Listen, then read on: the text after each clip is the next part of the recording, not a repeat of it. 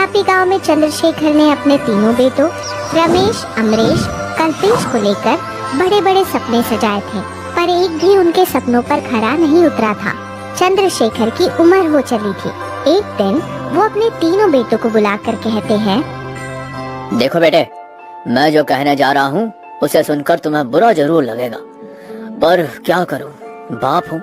एक बाप होने के नाते मैंने तुम तीनों को लेकर जो सपने संजोए थे, उनमें से एक भी सपना तुम तीनों में से किसी ने भी पूरा नहीं किया। तो ये बताने के लिए आपने हमें बुलाया था पिताजी? ये तो आप बरसों से ही बता रहे हैं। नहीं, मैंने ये कहने के लिए बुलाया है कि अभी मौका है। मेरे मरने से पहले तुम तीनों में से जो भी कोई ऐसा कुछ करके दिखाएगा जिसकी मैंने कल्पना नहीं की थी, तो उसे मैं अपनी जायदाद का 75% हिस्सा दूंगा। बाकी दोनों बेटों को 25% में से आधा आधा हिस्सा लेना पड़ेगा। अरे ये कैसी बात कर रहे हैं पिताजी? हिस्सा तो तीनों भाइयों में बराबर होना चाहिए। कल्पेश को कम भी दोगे तो चलेगा। क्यों? अरे ये वैसे भी हम दोनों से छोटा है और इसे अकल भी कहाँ है कुछ करने की। ठीक है भैया, आप दोनों में तो है ना, तो पिताजी को कुछ करके दिखाओ। ठीक है, दिखा देंगे, तू अपनी चोंच बंद रख। अपने छोटे भाई को डांटते हुए दोनों भाई वहाँ से चले जाते हैं और अपने खेत में जाकर आपस में डिस्कस करते हैं। ये पिताजी भी ना सठिया गए। वही तो।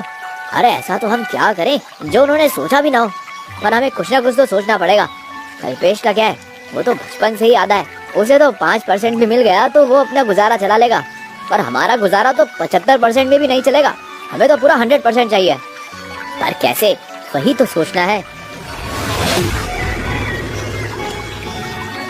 और 2-4 दिनों बाद ही दोनों भाई रमेश और अमरेश पिताजी के पास आकर उनसे एक कागज पर साइन करवाते हैं। ये क्या है? हम कुछ ऐसा अलग हटके करने जा रहे हैं जिसमें आपके परमिशन की जरूरत है। क्या करने जा रहे हो? हम माउंट एवरेस्ट चढ़ने जा रहे हैं। हमें कुछ हो गया तो कोई जिम्मेदारी नहीं, इस बात का ये बॉन्ड साइन कर दो। ये सुनकर पापा वो कागज साइन कर देते हैं। अभी इस बात को 2-4 दिन ही गुजरते हैं कि कल्पेश के साथ खेती की तरफ जा रहे पापा देखते हैं कि उनकी सारी खेती पर एक बोर्ड लग गया है कि वो सब बिक गए हैं। पढ़कर बाप चौंकता है। अरे ये कैसे हो गया? मैंने तो अपनी खेती बेची नहीं, फिर सारी खेती पर ये बोर्ड कैसे?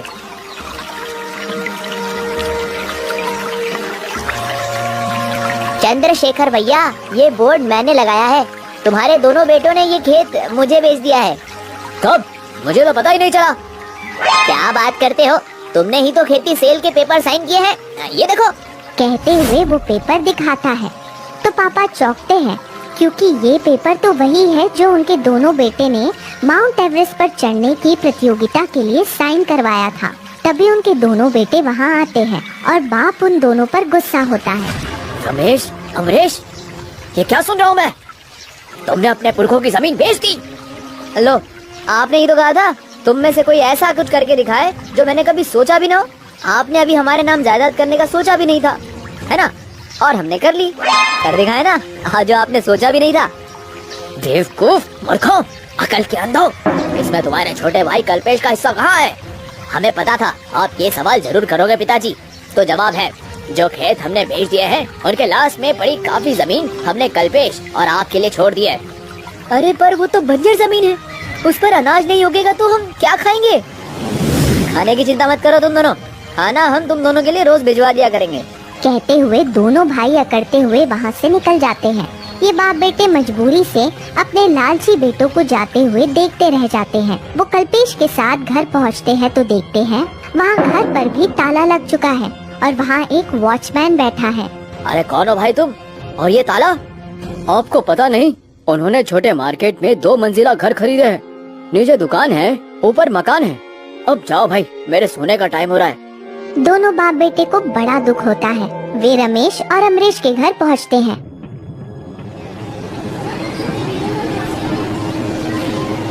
मगर वे उन्हें अपने यहाँ रखने से मना कर देते हैं। कहते हैं, आप दोनों के लिए इतनी सारी जमीन छोड़ तो दी हमने।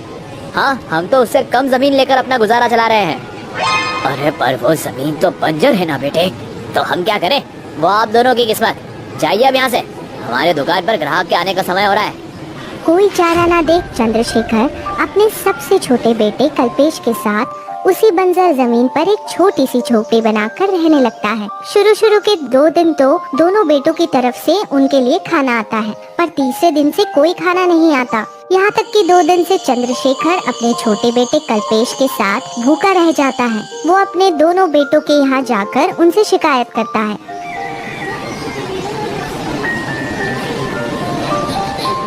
बेटा, तुम दोनों ने 2 दिन से खाना नहीं भेजा, हम 2 दिनों से भूखे हैं। अरे हमें और भी काम रहते, भूल गए होंगे, आकर तुम दोनों मांग लेते। मांग लेते का क्या मतलब है भैया, हम क्या भिखारी हैं? अगर इतनी ईगो प्रॉब्लम है तो उगा लो अपनी जमीन पर। अगर बंजर ना दी होती आप दोनों ने तो उगा लेता। तभी तो मांगने को कह रहे हैं, अब आगे से रोज मांगने आ जाया करो, तभी मिलेगा, वरना चलते फिरते नजर आओ। कहता हुआ उंगली उठाकर उन्हें बाहर का रास्ता दिखा देता है। दोनों बाप बेटे दुखी हो जाते हैं। बाप अपनी झोपड़ी में बैठा रोता हुआ कहता है, कल्पेश बेटा, अगर तुम ना होते तो मुझ बूढ़े बाप का क्या होता। दोनों बेटों ने कुछ भी नहीं छोड़ा हमारे लिए, सब कुछ अपने नाम कर लिया और अब 2 वक्त की रोटी भी नहीं देते।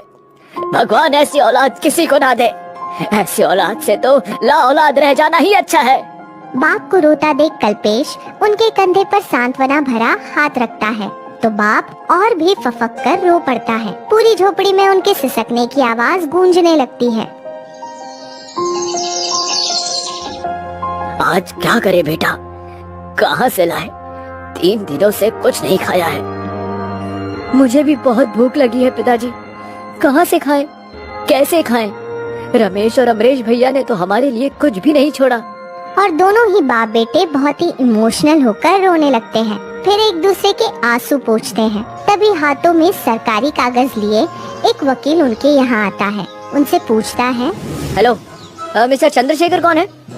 क्यों, अब क्या बेटों ने हमारे नाम पर केस भी कर दिया? अरे नहीं चंद्रशेखर साहब, हमारी नई सरकार यहाँ से हाईवे बना रही है, आपकी ये बंजर जमीन पर से हाईवे बनेगा, इसके लिए सरकार ने आपको ये 2 करोड़ रुपए का चेक दिया है। सुनकर दोनों बाप बेटे की आंखें फटी रह जाती है। 2 करोड़? हाँ हाँ हाँ, आप इन कागज पर साइन करके ये जमीन सरकार के नाम कर दीजिए और ये 2 करोड़ के चेक रिसीप्ट की साइन भी कर दीजिए। और उनके घर के सामने से हाईवे बन जाता है। दोनों बाप बेटों की पोजीशन बदल जाती है। वो खुश रहते हैं कि तभी दोनों भाई रोते हुए उनसे मिलने आते हैं। पिताजी, पिताजी, हमें माफ कर दो पिताजी, हमें माफ कर दो पिताजी, हमसे गलती हो गई। पर हुआ क्या, हमारे छोटे भाई की दुकान में काफी नुकसान हो रहा है। क्यों?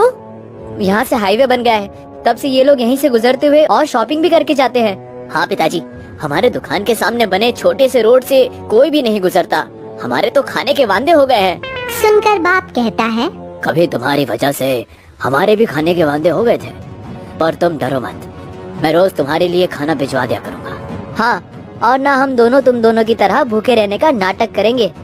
हाँ, पर बदले में तुम्हें मेरे बंगलों में काम करना होगा, गार्डन में माली वाला और घर में नौकरानी वाला। और उसी दिन के बाद दोनों भाई रमेश और अमरेश खाने के टाइम पर अपने पिताजी के यहाँ उसी बंजर जमीन पर बने उनके आलीशान बंगलों में पहुँच जाते हैं और घर और गार्डन की साफ सफाई करते हैं, बदले में खाना खाते। तो देखा दोस्तों, इसे ही कहते हैं कि लालच बुरी बला है। जो भी लालच करता है उस पर ऐसी ही बुरी बला आती है। अगर ये दोनों बेटे लालची ना होते तो आज अपने पिता के करोड़ों की जायदाद के मालिक होते। इसलिए जरा सा लालच में पड़कर कभी भी अपने परिवार, यार, दोस्तों, रिश्तेदारों को धोखा नहीं देना चाहिए, वरना ऐसे ही रोना पड़ जाता है।